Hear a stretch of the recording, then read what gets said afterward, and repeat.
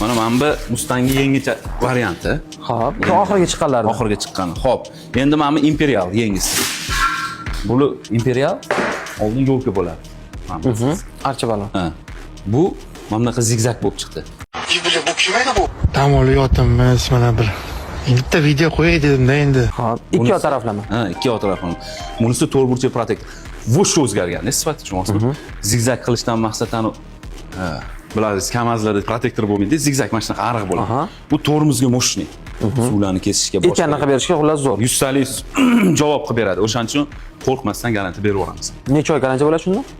Oy emas, o'sha yurib bo'ladi, tormozlarni ham tekshirib ko'rishadi. Bir hafta ichida. Yoqmasa yechib yuboramiz. Yurib boradi, yoqmasa yechib olasiz. Yoqmasa yechib olamiz. Shunaqalari ham bo'ldimi o'zi aka? Shu paytgacha misol uchun yoqmadi deb kelib, bo'ldi yechib olinglar deb kelganlar bo'ldimi? Yo'q, unaqa. Unaqasi bo'lmaydi. Ya'ni o'sha o'zingiz anaqangizga ishontirib, ha 100% o'yrim bo'laman, chunki bu balonlarni Xitoy balonlar bilan urushadigan balonlar emas-da. Urvini boshqa balonlarga chiqib bo'ldi bu. Mustang Imperial. Mustang Imperial urvini boshqacha. Maqsad hozir Xitoy balonlar bilan raqobat emas. Mushteparoq.